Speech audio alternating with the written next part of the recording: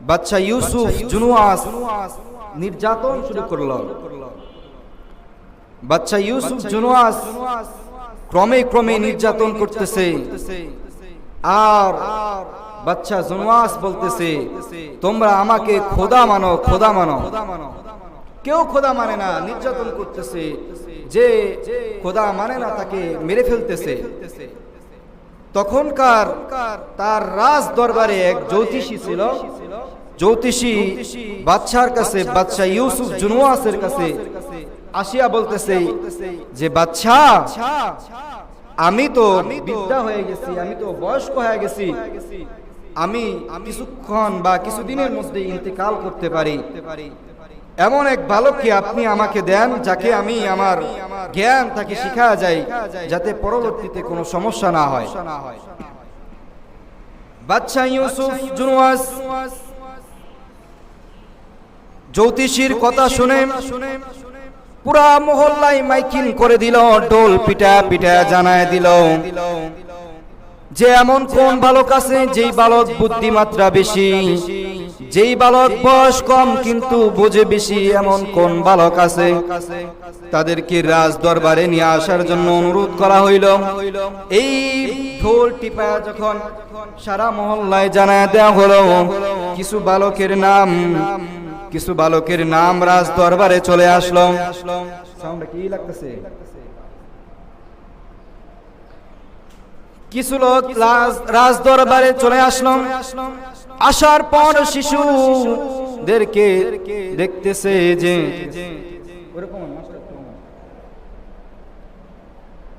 রাজ দরবারের ভিতরে যখন শিশুরা চলে আসছে, আসার পর দেখতেছে যে একে একে অনেকের নাম চলে আসছে। নাম যখন চলে আসছে রাজার কাছে, ইউসুফ জুনওয়াস তাদের মধ্যে থেকে একজন বালককে বাছাই করলো। বাছাই করে বালকের নাম হলো ইবনে তাইমিয়া, আব্দুল উজ্জা ইবনে তাইমিয়া বালকের নাম।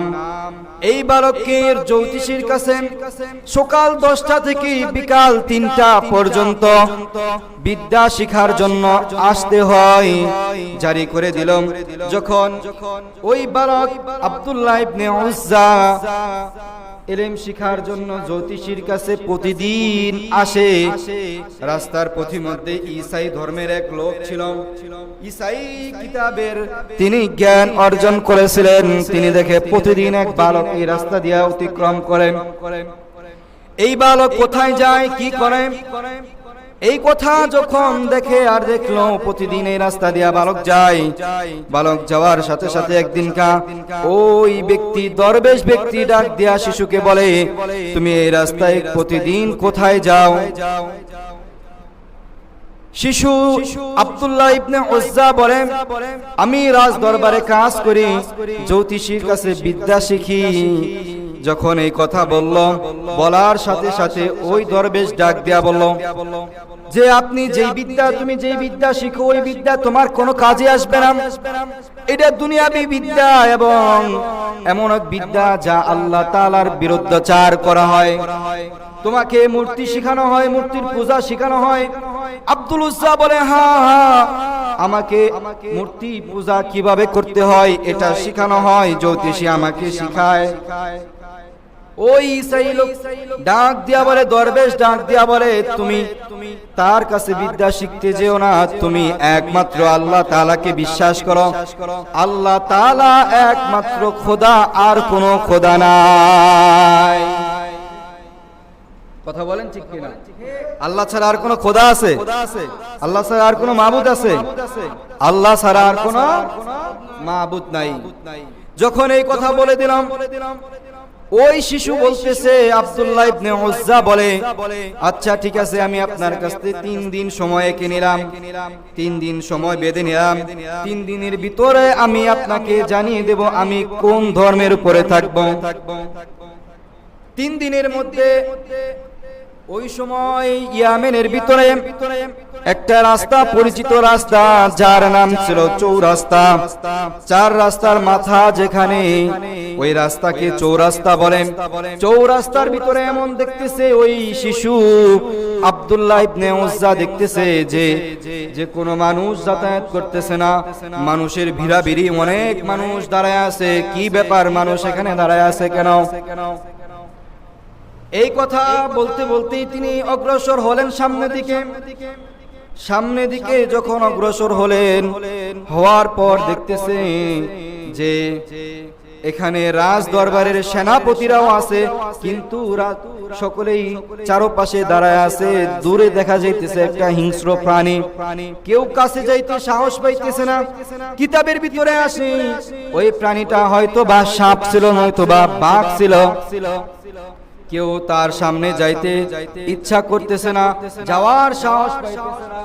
তখন যাওয়ার সাহস যখন পাইতেছে না, তখন আব্দুল্লাহ ইবনে উজ্জা বলে, এখনই টেস্ট করার সময়, যাচাই বাছাই করার সময়, মূর্তি পূজা কি সঠিক নাকি আল্লাহ তাআলা সঠিক? বলেন তো কে সঠিক? আব্দুল উজ্জা লোক বীর সমাগম পাড়ি দিয়ে সকলের সামনে অগ্রসর হয়ে গেলেন এবং তার হাতে দুইটা পাথর নিলেন। পাথর নিয়া প্রথম পাথর নিক্ষেপ করলেন। তার আব্দুল্লাহ ইবনে উজ্জা প্রথম পাথর নিক্ষেপ করলেন। মূর্তির নামে কিছু দূর পাথর চলে গেল, আর সামনের দিকে অগ্রসর হয় না।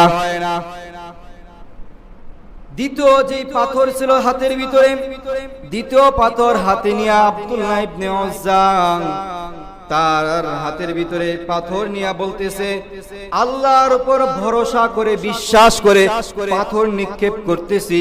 পাথর নিক্ষেপ করতে দেরি হয়েছে, পাথর গিয়া ওই হিংস্র প্রাণীর গায়ে লাগতে দেরি হয় না। এবং কিতাবের ভিতরে আসে সাথে সাথেই হিংস্র প্রাণী দুনিয়া থেকে বিদায় হয়ে গেল, ইন্তেকাল করলো, মারা গেছে। সাথে সাথে ওই বাঘ বা সাপ সাথে সাথেই মারা গেছে। যখন এই ঘটনা লোক সমাগমের সামনে ঘটে গেল, সকল মানুষ যখন দেখতেছে কি ব্যাপার এই ঘটনা, আব্দুল্লাহ ইবনে উজ্জাকে জিজ্ঞাসা করেন, তোমার কি কারামত আছে? তুমি পাথর নিক্ষেপ করার মাধ্যমে রাজ দরবারের এখানে সেনাপতিরা আছে, বড় বড় সেনাপতি যারা বড় বড় যুদ্ধে অভিযানে গিয়েছে, কোনো কাজ করতে পারে নাই তারা এখানে। তুমি সাধারণ পাথর দিয়া কিভাবে এটা আক্রমণ করলা, আর কিভাবে এই বাঘকে মারলা? যখন এই কথা বলার পর ইউসুফ জুনওয়াস বলতেছে, শোনো তাহলে তোমরা, আমি হাতের ভিতরে দুইটা পাথর নিয়েছিলাম, তোমরা দেখেছিলাম। দুইটা পাথর নিয়ে আমি প্রথম পাথর উজ্জা লাতের নামে নিক্ষেপ করেছিলাম, মূর্তির নামে নিক্ষেপ করেছিলাম। পাথর কিছু দূর পর্যন্ত গেছে, আর যায় নাই।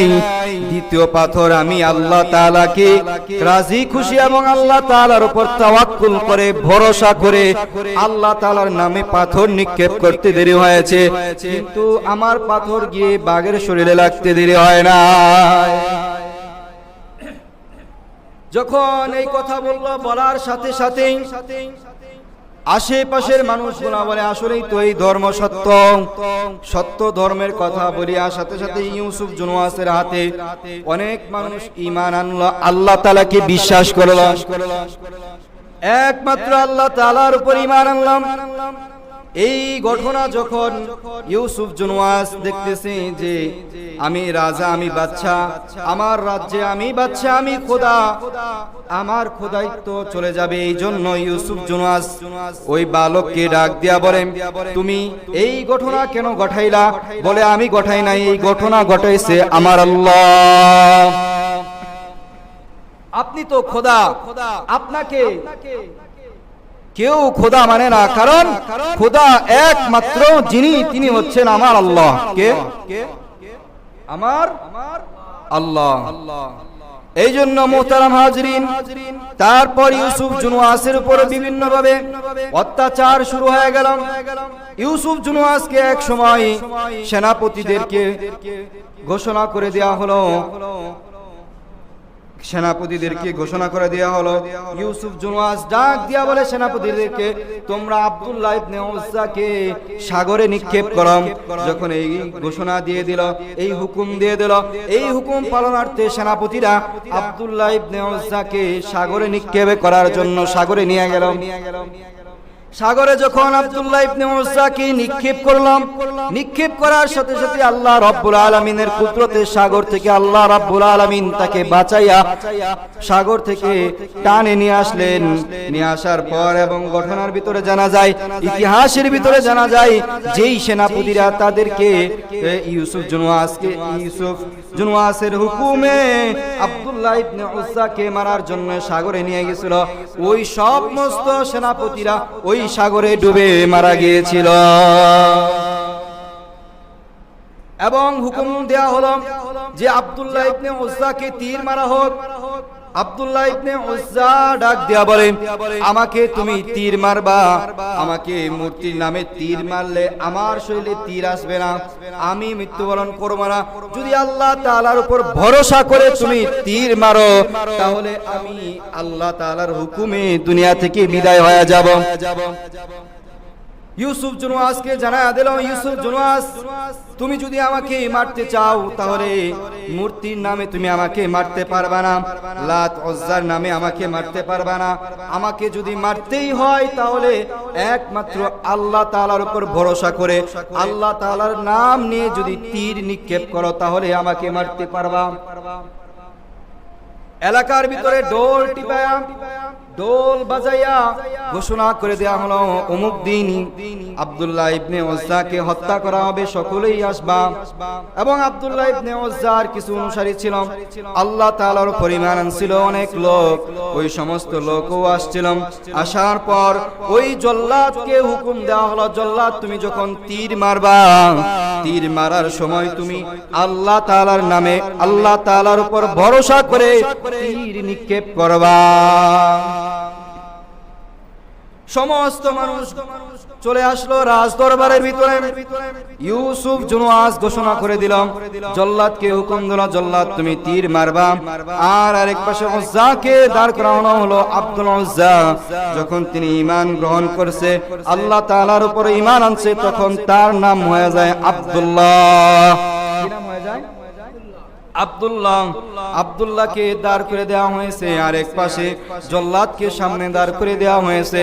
জল্লাদ যখন তীর নিক্ষেপ করবে, তীর নিক্ষেপ করার আগে জল্লাদ বিসমিল্লাহ পড়ে আল্লাহ তাআলার নাম নিয়ে যখন তীর নিক্ষেপ করে, মুসলমান আল্লাহ তাআলার নাম নিয়ে যখন তীর নিক্ষেপ করে, সাথে সাথে তীর তার বুকে যা লাগে, লাগার সাথে সাথে তিনি জমিনে পড়ে যায় এবং দুনিয়া থেকে বিদায় হয়ে যায়। এই জন্য সমস্ত কাজ একমাত্র কার জন্য হবে? আল্লাহর জন্য। এবং ইউসুফ জুনওয়াস তার অনুসারী যারা ছিল, শত শত হাজার হাজার মানুষ, সমস্ত মানুষদেরকে হত্যা করা শুরু করলো।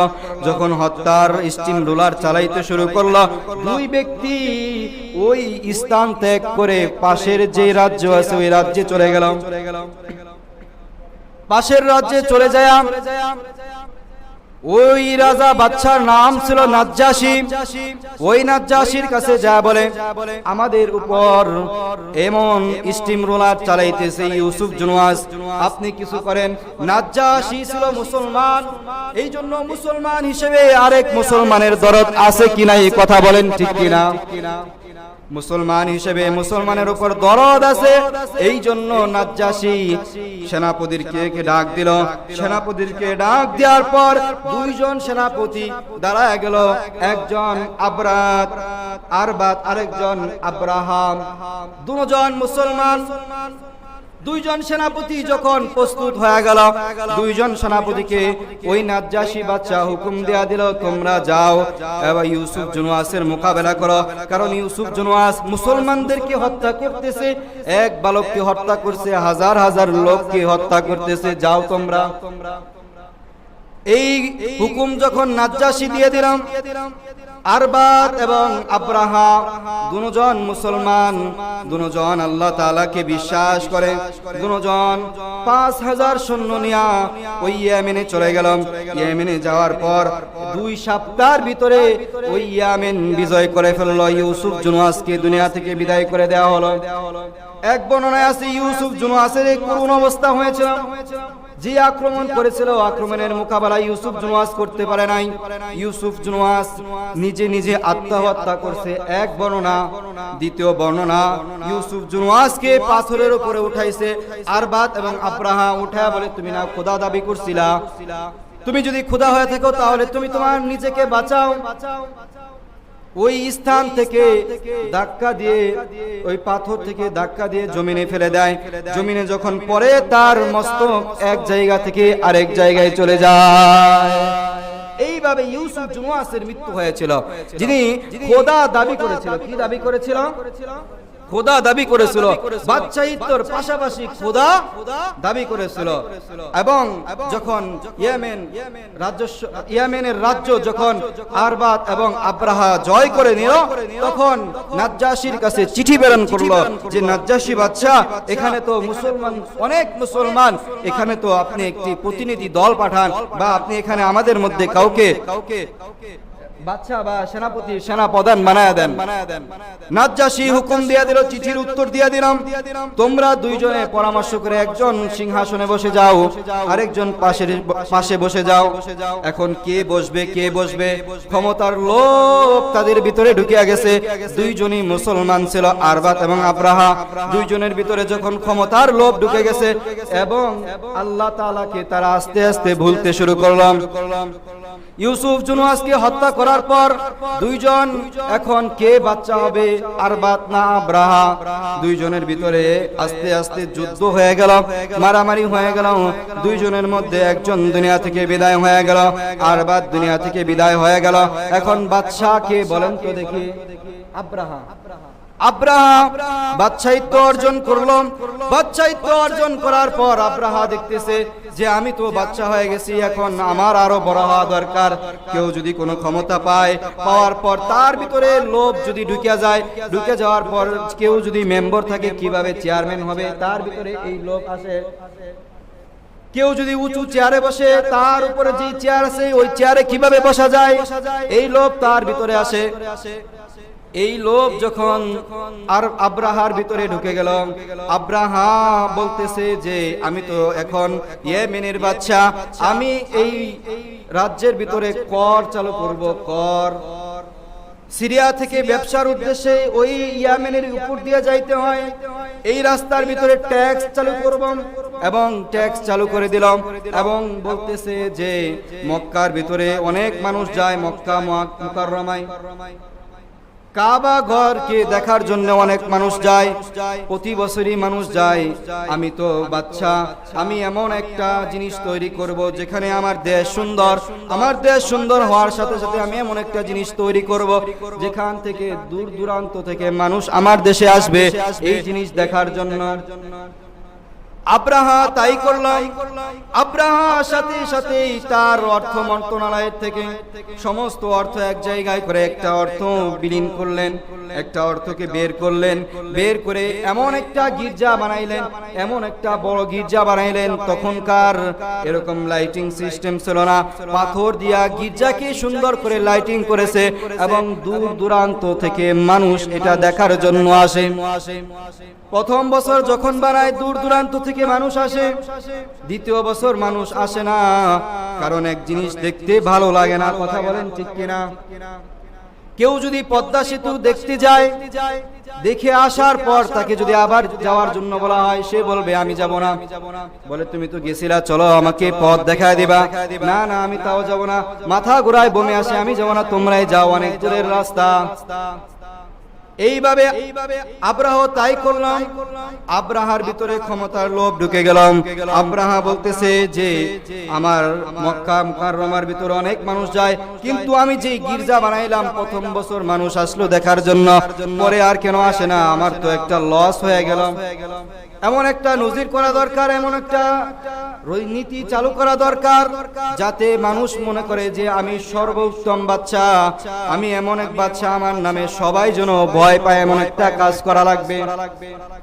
নাজ্জাশীর কাছে চিঠি প্রেরণ করলেন, নাজ্জাশীকে বললেন আমি আব্দুল মুত্তালিবের সেই খানে কাবা আল্লাহ তাআলার ঘরকে ভাঙার জন্য যাব।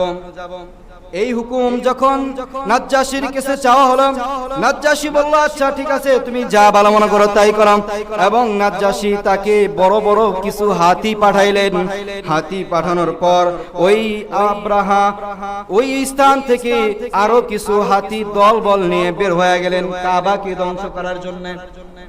ক্ষমতার লোভ যার ভিতরে ঢুকছে, সে কবরে না যাওয়া পর্যন্ত তার লোভ শেষ হয় না। কথা বলেন ঠিক কিনা?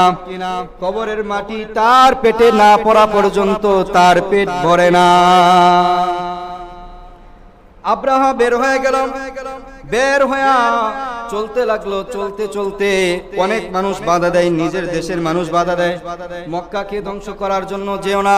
মক্কা এমন এক ঘর, যেই ঘরকে স্বয়ং আল্লাহ তাআলা বানাইছে। কে বানাইছে? মক্কার যেই ঘর কাবা ঘর, কাবাকে কে বানাইছেন? আল্লাহ তাআলার ঘর। আল্লাহ তাআলা ইব্রাহিম আলাইহিস সালাতু ওয়াস সালামের দ্বারা মেরামত করে এই ঘরকে স্থাপন করেছিলেন।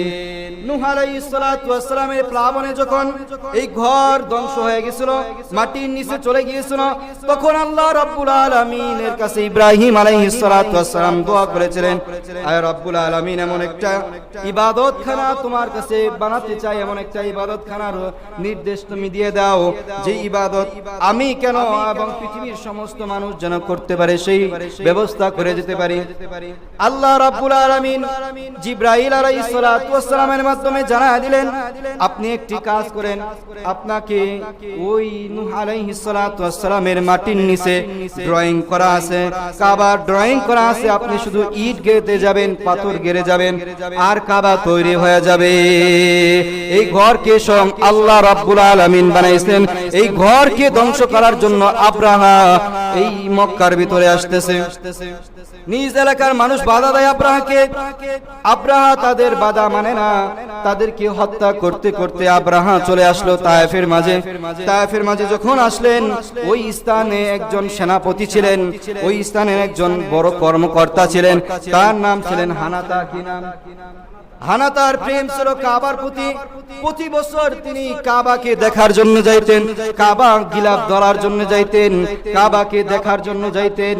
ওই হানাতার কাছে আসিয়া যখন হানাতার কাছে আসিয়া ডাক দেয়া বলে যে আমি কাবা ঘরকে ধ্বংস করার জন্য যাব, তুমি একটা চিঠি, এই চিঠিটা কাবার কাছে পৌঁছায়া দাও, কাবার মানুষের কাছে পৌঁছায়া দাও। আব্রাহা চিঠি লিখল এবং চিঠি লেখার আগে হানাতা তাদেরকে বাধা দিল। তার যেই মানুষ ছিল, তার যে অনুসারী ছিল হানাতার, সকলকেই আব্রাহা আস্তে আস্তে হত্যা করে ফেললো, শুধু হানাতাকে বাঁচায় রাখলো। তুমি তো মক্কার পথ চিনো, তুমি আমাদেরকে পথ দেখায় দেখায় মক্কায় নিয়ে যাইবা।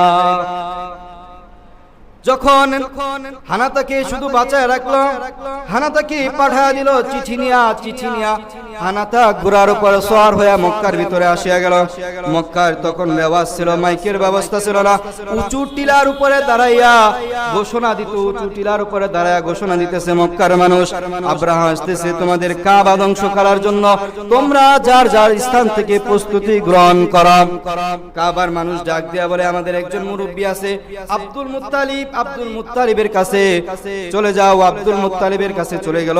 আব্দুল মুত্তালিবকে যখন বলল, আব্দুল মুত্তালিব বলে এই ঘর আমরা বানাই নাই, এই ঘর স্বয়ং আল্লাহ তাআলার ঘর, এই ঘরকে ধ্বংস করা যাবে না। আব্দুল মুত্তালিব তার সাথে কিছু মানুষ নিয়ে চলে গেল তায়েফে।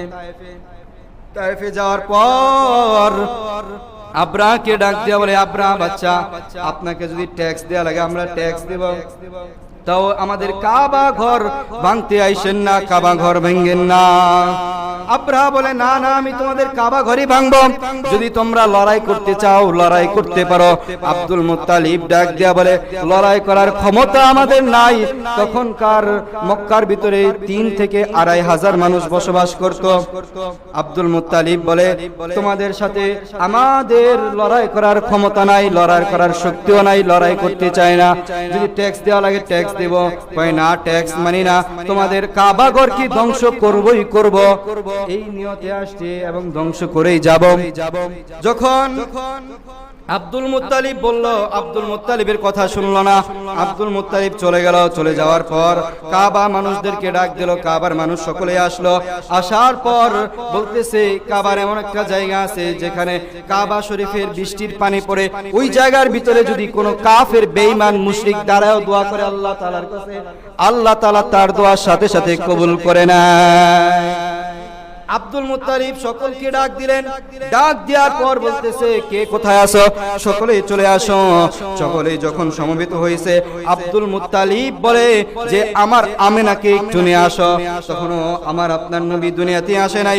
যেই আলোচনাটা মিস্টেক হয়ে গিয়েছিল, ধারাবাহিক আলোচনা থেকে ছুটে গিয়েছিলাম, আমার আপনার নবী দুনিয়াতে আসে নাই। দুনিয়াতে যখন আসে নাই তখন আমিনার পেটে রাসূল আরবি সাল্লাল্লাহু আলাইহি ওয়াসাল্লাম আমিনাকে ডাকা হলো। আমিনাকে সহ আব্দুল মুত্তালিব সকলকে নিয়ে দোয়া করলো, আয় রব্বুল আলামিন, আমাদের কারণে এই কাবা আমাদের সামনে থেকে দূরে সরায় দিও না, আমাদের কোনো গুনার কারণে এই কাবা আমাদের সামনে থেকে দূরে সরায় দিও না। আয় রব্বুল আলামিন, এই কাবার মালিক তুমি, আয় রব্বুল আলামিন, তুমি এই কাবার হেফাজত করবা। আয় রব্বুল আলামিন, আমাদের কোনো শক্তি নাই। এই ঘোষণা, এই দোয়া করার পর সকলেই সবার বাড়িতে চলে গেল এবং আব্দুল মুত্তালিব আমেনাকে নিয়ে একটা উঁচু টিলার উপরে বসে পড়ল। ঘটনাক্রমে আস্তে আস্তে আব্রাহা কাবা শরীফকে ধ্বংস করার জন্য কাবার প্রান্তরে চলে আসলেন। ওই কাবার প্রান্তরে যখন আসলেন, তখনকার হাতির মধ্যে একটা হাতি ছিল। ওই হাতিটা ছিল আল্লাহ তাআলার জবানি হাতি, আল্লাহ তাআলার ভাষা বুঝতো, আল্লাহ তাআলা এবং মানুষের ভাষা বুঝতো, নিজের ভাষাও বুঝতো। হাতিটা আল্লাহ তাআলার অনুসারী ছিল। হানাতা ডাক দিয়া বলে, হানাতা, ওই হাতিকে ডাক দিয়া বলে, এই হাতি, ওই যে কাবা ঘর দেখা যায় ওটা আল্লাহ তাআলার ঘর, যে ঘরকে ধ্বংস করার জন্য তোমরা আসছো। ওই হাতিকে 1000 পিটানো হয়েছে, ওই হাতি ওই স্থান থেকে সামনে অগ্রসর হয় নাই।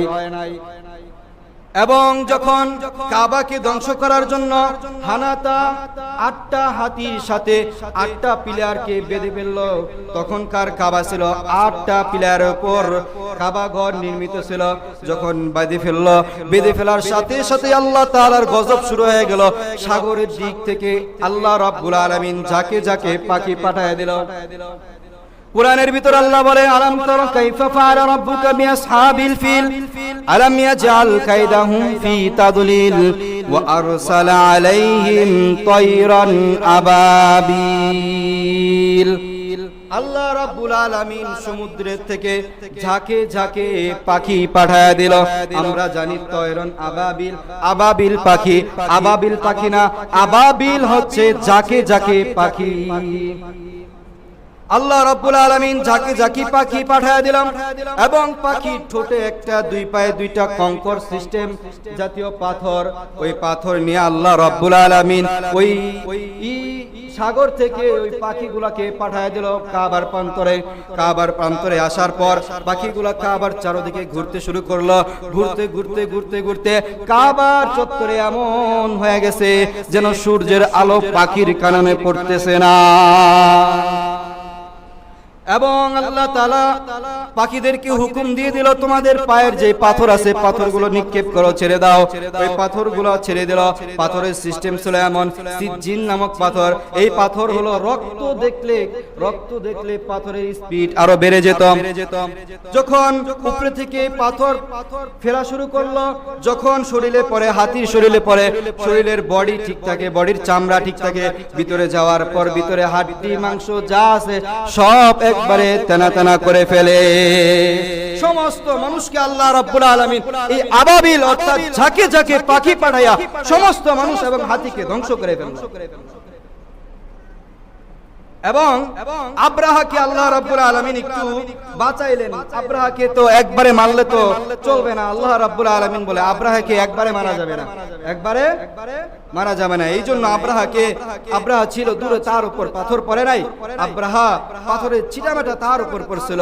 আব্রাহা যখন এই ঘটনা দেখলো, আর এখানে থাকা যাবে না, যেখানে স্বয়ং আল্লাহ রাব্বুল আলামিনের ঘরকে ধ্বংস করতে আসছিলাম, স্বয়ং আল্লাহ তাআলা নিজে তার ঘরকে হেফাজত করছে মুসলিম বাহিনীর হাত থেকে। কথা বলেন ঠিক কিনা? ওই আল্লাহ এখনো আছে কি নাই?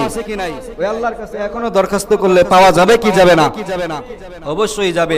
এই জন্য যখন এই ঘটনা ঘটে গেল, আব্রাহা বলতেছে আর এখানে থাকা যাবে না। আব্রাহা চলে গেল। আব্রাহা যখন চলে গেল, চলে যাওয়ার পর তার নিজ রাজ দরবারে চলে আসলো। আসার পর কিছুদিনের মধ্যে আল্লাহ রাব্বুল আলামিনের হুকুমে তিনি অসুস্থ হয়ে গেলেন। কি হইলেন? অসুস্থ হয়ে গেলেন। এবং আস্তে আস্তে তার অবস্থা খারাপ হইতে শুরু করলো। তার শরীরে পচা ধরতে শুরু করলো। যখন তার শরীরে পচা ধরতে শুরু করলো, এলাকার ভিতরে, রাজ্যের ভিতরে যে মানুষগুলা ছিল, সকলেই মানুষ রাজ দরবার থেকে আস্তে আস্তে চলে যাইতে লাগলো এবং বলতেছে সে যদি এই দরবারে থাকে তাহলে আমরা থাকবো না। এবং সকলেই পরামর্শ করে তাকে একটি পরিত্যক্ত বাড়ির ভিতরে রেখে আসলো এবং সকালে এক প্লেট, বিকালে এক প্লেট খাবার দিল। এবং সেখানে ক্যান্সার অবস্থায় আব্রাহা মৃত্যুবরণ করেছে। আব্রাহার কি করুণ অবস্থা হয়ে সে আল্লাহ তাআলার ঘরকে ধ্বংস করতে গিয়েছিল। এই জন্য আল্লাহ রাব্বুল আলামিন স্বয়ং তার দলবল সহ যা ছিল, আল্লাহ রাব্বুল আলামিন আব্রাহাকে ধ্বংস করে দিয়েছে। কথা বলেন ঠিক কিনা? এই জন্য আল্লাহ তাআলার যে নিদর্শনগুলো আছে, ওই নিদর্শনগুলোকে সম্মান করা, কি করা? আল্লাহ তাআলার হুকুম আহকামগুলো মানিয়ে চলা। মুহতারাম হাজিরিন, গত সপ্তাহে আলোচনা রাখা হয়েছিল মা আমেনা দুনিয়া থেকে বিদায় হয়ে গেছেন। দাদার কাছে যখন আসলেন, দাদার কাছে আসার পর দাদাকে জড়ায় কান্না করতেছেন এবং বলতেছেন বাবাকে দেখার জন্য মক্কাতে গেলাম, মদিনায় গেলাম, মদিনা থেকে আসার পর মাকেও আবওয়া নামক স্থানে আইসা হারায় ফেললাম। তখন আব্দুল মুত্তালিবের কাছে আমার আপনার নবী, প্রিয় নবী, এতিম নবী বড় হইতে লাগলেন। যখন আমার নবীর বয়স 8 বছর 10 মাস 2 দিন হইল, তখন আল্লাহ রাব্বুল আলামিনের হুকুমে আব্দুল মুত্তালিব দুনিয়া থেকে বিদায় হয়ে গেল এবং আমার আপনার নবী চির এতিম হয়ে গেল।